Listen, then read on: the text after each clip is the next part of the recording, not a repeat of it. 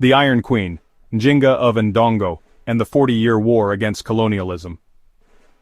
The Atlantic Ocean crashed against the cliffs of Luanda as the Portuguese governor's chair was placed deliberately low, a petty insult for the African queen who had come to negotiate. Without hesitation, Njinga Mbande gestured to one of her female warriors, who dropped to hands and knees to form a living throne. As the stunned Europeans watched, the 37-year-old monarch of Ndongo settled onto her human seat, staring down at the governor from a position of superior height.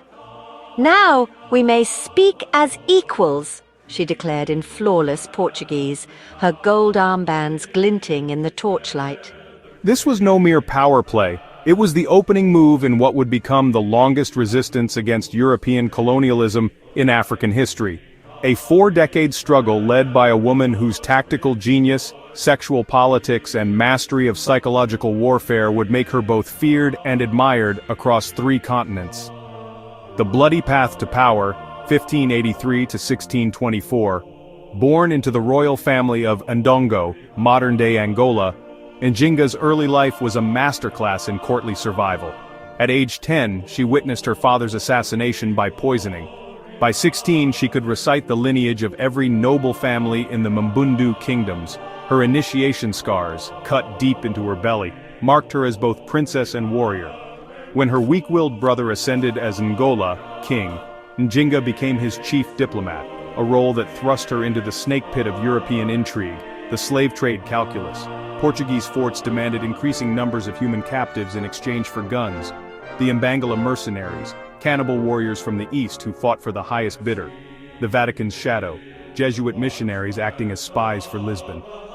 Her breakthrough came during the 1622 Luanda negotiations where, in addition to the chair incident, she baptized herself Ana de Sousa to neutralize church opposition, secured a written treaty, unprecedented for an African ruler, learned to shoot a musket with terrifying accuracy. Want to know how Njinga turned a failed assassination attempt into a brutal power grab? Subscribe now. The palace coup footage drops at 100K likes. The Art of War, redefined, 1624 to 1657. After her brother's suspicious death, Njinga seized the throne and revolutionized warfare. The all-female army, her 5,000-strong personal guard, the Colombo, lived in enforced celibacy and trained daily in poison-tipped arrow volleys, decapitation strikes with crescent-shaped blades, psychological ops, wearing enemy officers' uniforms after battles. The floating capital. She moved her entire court into the mountains of Matamba, creating a mobile war camp that contained hidden grain silos, had escape tunnels through caves, used mirror flashes for communication.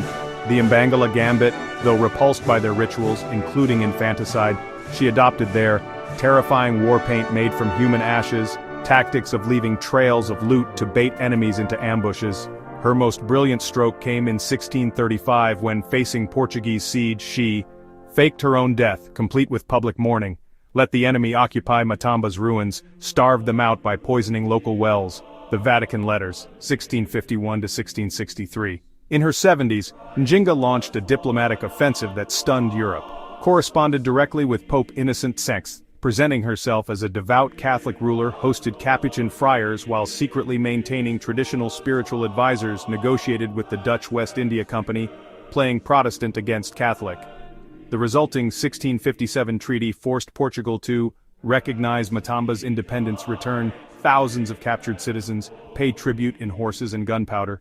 The legacy in bones, 1663, present. Njinga died at 81, her body preserved in rare spices and buried sitting upright on her throne.